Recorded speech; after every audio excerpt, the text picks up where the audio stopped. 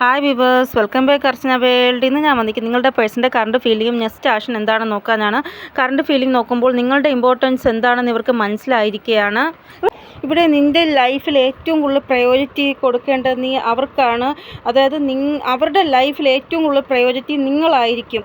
അങ്ങനെയുള്ളവർക്കാണ് നമ്മൾ പ്രയോറിറ്റി കൊടുക്കേണ്ടത് എന്നാണ് ഇവരുടെ ഇൻറ്റ്യൂഷൻ ഇവരോട് പറയുന്നത്. ഇപ്പോൾ നിങ്ങൾ ലൈഫിൽ ഇവർക്കാണ് ഏറ്റവും കൂടുതൽ പ്രയോറിറ്റി നിങ്ങൾ കൊടുക്കുന്നതെങ്കിൽ നിങ്ങൾക്ക് വേണ്ടി ആക്ഷൻ എടുക്കാൻ വേണ്ടി ഇവരുടെ ഇൻറ്റ്യൂഷൻ ഇവരെ പ്രേരിപ്പിക്കുകയാണ്. ഈ ഒരു സമയം നിങ്ങളുടെ പേഴ്സണ് നിങ്ങളുടെ അടുത്തേക്ക് വരാനുള്ള ആഗ്രഹം ഭയങ്കരമായിട്ട് ഉണ്ടാവുന്നതായിട്ടാണ് കാണാൻ സാധിക്കുന്നത്. നിങ്ങളോട് സംസാരിക്കാനുള്ള ആഗ്രഹം, നിങ്ങൾക്ക് ക്ലാരിറ്റി തരണമെന്നുള്ള ആഗ്രഹം, ഇതെല്ലാം ഉണ്ടാവുന്നതായിട്ടാണ് കാണാൻ സാധിക്കുന്നത് ഇവർക്ക്. ഈ ഒരു സമയം നിങ്ങളുടെ പേഴ്സൺ വളരെയധികം ഹോപ്പ്ഫുള്ളായിട്ടാണ് ഉള്ളത് എന്നാണ് കാണാൻ സാധിക്കുന്നത് നിങ്ങൾക്ക് വേണ്ടി. അതായത് ഇവർ എന്താണോ ആഗ്രഹിക്കുന്നത് അത് അച്ചീവ് ചെയ്യും ഇവർ എന്നുള്ള ആ ഒരു എനർജിയിലാണുള്ളത്. ഇവിടെ നിങ്ങളുമായിട്ടുള്ള ആ ഒരു ബന്ധത്തിൽ ഇവർ മാരേജാണ് ആഗ്രഹിക്കുന്നതെങ്കിൽ അത് അച്ചീവ് ചെയ്യാൻ ഇവർ തയ്യാറായിട്ടാണ് ഇരിക്കുന്നത് എന്നാണ് കാണാൻ സാധിക്കുന്നത്. അപ്പോൾ ഇവരുടെ ഭാഗത്ത് നിങ്ങൾക്ക് ഒരു ആക്ഷൻ ഉണ്ടാകുന്നതിന് പുറമേ ഒരു മൂവ്മെൻറ്റ് ഉണ്ടാകുന്നതായിട്ടാണ് കാണാൻ സാധിക്കുന്നത്. ഇതുകൂടാതെ ഒരു ക്ലാരിറ്റി നിങ്ങൾക്ക് ലഭിക്കുന്നതായിട്ടും കാണാൻ സാധിക്കുന്നു ഇവരുടെ ഭാഗത്തുനിന്ന്. അതായത് സംസാരം മാത്രമല്ല, ഇവരുടെ ഭാഗത്തുനിന്ന് നിങ്ങൾക്ക് ഒരു ക്ലാരിറ്റി, മുന്നോട്ടുള്ള ഭാവിയെക്കുറിച്ചുള്ള കാര്യത്തിലൊരു ക്ലാരിറ്റി ലഭിക്കുന്നതായിട്ട് കാണാൻ സാധിക്കുന്നു.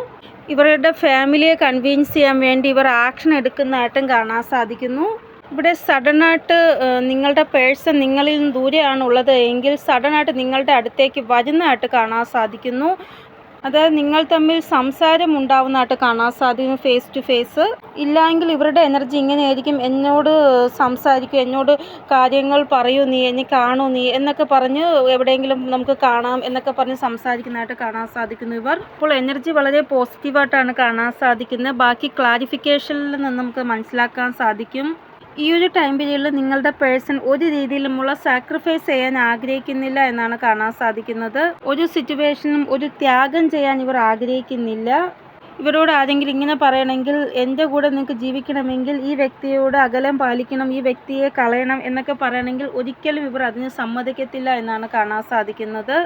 ഇവരുടെ മനസ്സ് എന്താണോ ഇവരോട് പറയുന്നതായിരിക്കും ചെയ്യുന്നത് എന്നാണ് കാണാൻ സാധിക്കുന്നത്. ഇവിടെ നിങ്ങൾക്കിടയിൽ ഒരു ഡിസ്റ്റൻസ് ഉണ്ട് എങ്കിൽ അവിടെ ഒരു മൂവ്മെൻറ്റ് ഉണ്ടാവുന്നതായിട്ടാണ് കാണാൻ സാധിക്കുന്നത്. അതായത് ഡിസ്റ്റൻസ് ആയ സ്ഥലത്ത് ഒരു ആക്ഷൻ ഉണ്ടാവുമെന്നാണ് ഇവിടെ കാണാൻ സാധിക്കുന്നത്. ഈ ഒരു ആക്ഷൻ മോസ്റ്റ് പ്രോബ്ലി വളരെ പോസിറ്റീവായിട്ടുള്ളൊരു ആക്ഷൻ ആയിരിക്കും ഇവരുടെ ഭാഗത്തുനിന്ന് ഉണ്ടാവുന്നത് എന്നാണ് കാണാൻ സാധിക്കുന്നത്. അതായത് എക്സ്ട്രീംലി പോസിറ്റീവായിട്ടുള്ള ആക്ഷൻ ആയിരിക്കും ഇവരുടെ ഭാഗത്തുനിന്ന് ഉണ്ടാവുന്നത് എന്നാണ് കാണാൻ സാധിക്കുന്നത്. കുറേ ആൾക്കാർക്ക് യൂണിയനും സെലിബ്രേഷനും ഉണ്ടാവുന്നതായിട്ടാണ് കാണാൻ സാധിക്കുന്നത്. കമ്മിറ്റ്മെൻറ്റ് ലഭിക്കുന്നതായിട്ടും കാണാൻ സാധിക്കുന്നു. ഇവിടെ ചില ആൾക്കാരുടെ പാർട്ട്ണറിന് എന്തോ ഒരു ചതി മറ്റൊരാളിൽ നിന്ന് ലഭിച്ചതായിട്ടാണ് കാണാൻ സാധിക്കുന്നത്. അത് കാരണം അവർ വിഷമിക്കുന്നതായിട്ടും കാണാൻ സാധിക്കുന്നു. അപ്പോൾ ചില ആൾക്കാരുടെ പാർട്ട്ണർ അവരുടെ ആ ഒരു കർമ്മം എന്താണോ അത് അനുഭവിച്ചതിന് ശേഷമാണ് നിങ്ങളുടെ അടുത്തേക്ക് വരുന്നത് എന്നാണ് കാണാൻ സാധിക്കുന്നത്. ഇവിടെ ചില ആൾക്കാരുടെ പാർട്ട്ണർ അപ്പോൾ നിങ്ങളുടെ അടുത്ത് വന്ന് സോറി പറയുന്നതായിട്ട് കാണാൻ സാധിക്കും. നിങ്ങളിരിക്കെ തന്നെ വേറൊരാളെ ഇവർ സ്നേഹിച്ചു, നിങ്ങളുടെ ആ ഒരു പ്രസൻസിൽ തന്നെ വേറൊരാളോട് സംസാരിക്കുക എല്ലാം ചെയ്തു, പിന്നെയാണ് ഇവർക്ക് ഇവരുടെ ആ ഒരു തെറ്റിൻ്റെ ആ ഒരു ഇത് മനസ്സിലായി തിരികെ നിങ്ങളുടെ അടുത്തേക്ക് വരുന്നത്. ഇവിടെ ചില ആൾക്കാരുടെ പേഴ്സൺ നിങ്ങളോട് ഒരു അകൽച്ച മനഃപൂർവ്വമോ അല്ലാതെയോ വച്ചതായിട്ടും കാണാൻ സാധിക്കുന്നു. അതായത് നിങ്ങളിരിക്കെ തന്നെ മറ്റൊരാളോ വിവാഹം ചെയ്തു ട്രഡീഷണൽ വേയിൽ. വീട്ടുകാരുടെ ആ ഒരു പുഷിങ് കാരണമായിരിക്കും ഇവർ അങ്ങനെ ചെയ്തത്.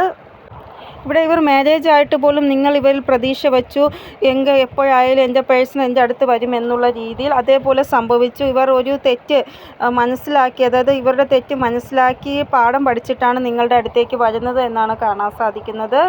ചില ആൾക്കാരുടെ ലൈഫിൽ വളരെ സിമ്പിളായിട്ടുള്ള സിറ്റുവേഷൻ ആയിരിക്കും, പക്ഷേ ചില ആൾക്കാരുടെ ലൈഫിൽ ഒത്തിരി ഒബ്സ്റ്റിക്കിൾസ് ഉണ്ടാകും. അപ്പോൾ അങ്ങനെയുള്ള സിറ്റുവേഷനിൽ നമ്മൾ അതെല്ലാം അനുഭവിച്ച് വേണം പുറത്ത് വരാനായിട്ട്.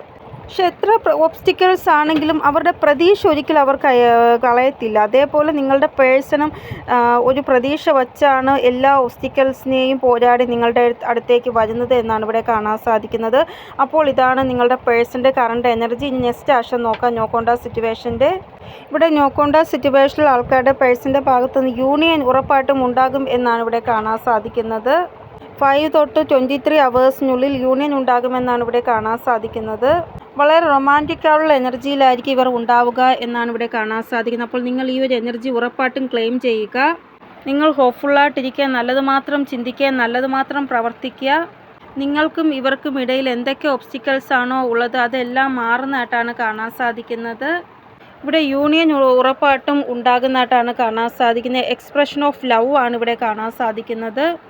ഫയർ എനർജി വളരെയധികം ഉണ്ടാവുന്നതായിട്ടാണ് കാണാൻ സാധിക്കുന്നത് ഇവർക്ക് നിങ്ങളോട്. എപ്പോഴാണോ ഫയർ എനർജിക്കുള്ളതായിട്ട് ഉണ്ടാകുന്നത് അപ്പോൾ യൂണിയൻ ഉറപ്പായിട്ടും ഉണ്ടാവുക തന്നെ ചെയ്യും. അപ്പോൾ ഈ ഒരു എനർജിയാണ് ഇവിടെ കാണാൻ സാധിക്കുന്നത് നെക്സ്റ്റ് ആക്ഷൻ നോക്കുമ്പോൾ. ഇനി കോണ്ടാക്ട് സിറ്റുവേഷനിൽ ആൾക്കാരുടെ പേഴ്സണൽ നെക്സ്റ്റ് ആക്ഷൻ നോക്കാം. ആരൊക്കെയാണോ കോണ്ടാക്ട് സിറ്റുവേഷനുള്ളത് അവർക്ക് ബ്ലോക്കേജസ് ഇവിടെ ഉണ്ടാവുന്നതായിട്ടാണ് കാണാൻ സാധിക്കുന്നത്. ബേസ് ചക്ര, സൈക്രൽ ചക്ര, ത്രോട്ട് ചക്ര, ഈ 3 ചക്രാസാണ് ബ്ലോക്കേജ്. ബേസ് ചക്ര എന്ന് പറയുന്നത് റൂട്ട് ചക്രയാണ് ഞാൻ ഉദ്ദേശിച്ചത്. ഈ ഒരു ബ്ലോക്കേജ് ഹീലാവുകയാണെങ്കിൽ നിങ്ങളുടെ പേഴ്സൺ നിങ്ങൾക്ക് വേണ്ടി ആക്ഷൻ എടുക്കുമെന്നാണ് ഇവിടെ കാണാൻ സാധിക്കുന്നത്. അത് നിങ്ങൾ എന്താണോ പ്രതീക്ഷിച്ച് കാത്തിരുന്നത് അതിൻ്റെ ആ ഒരു ബലം നിങ്ങൾക്ക് ലഭിക്കുന്നതാണ്. അപ്പോൾ നിങ്ങൾ ഉറപ്പായിട്ടും ഈ 3 ചക്രാസ് ബ്ലോക്കേജസ് ഹീലാക്കേണ്ടതാണ് വേഗം തന്നെ.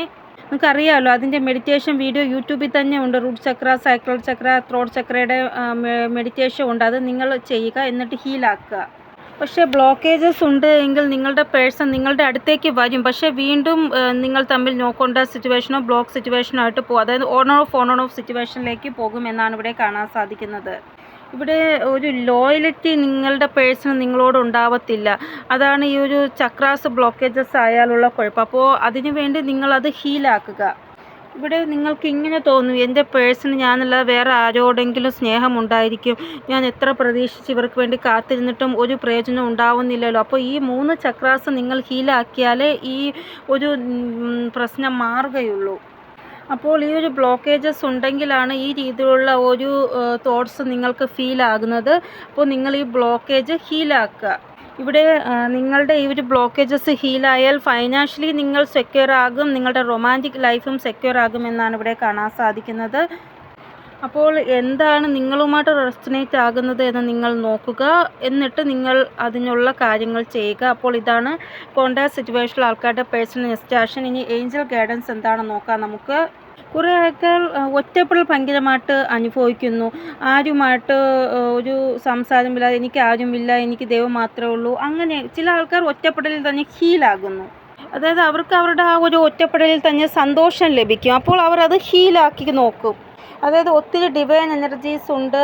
ആ ഒരു ഡിവൈൻ എനർജി ഒറ്റപ്പെടലിൽ തന്നെ ഇവരെ ഹീലാക്കുമെന്ന് ഇവർക്ക് അറിയാം.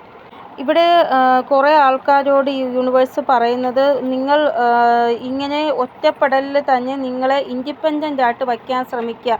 ആരുമില്ല എന്ന് പറഞ്ഞുകൊണ്ടിരിക്കാതെ സ്വയമായിട്ട് ഹീലാക്കി നിങ്ങളെ ഇൻഡിപെൻഡൻ്റ് ആക്കി വയ്ക്കാനാണ് യൂണിവേഴ്സ് അല്ലെങ്കിൽ ഏഞ്ചൽസ് നിങ്ങളോട് പറയുന്നത്.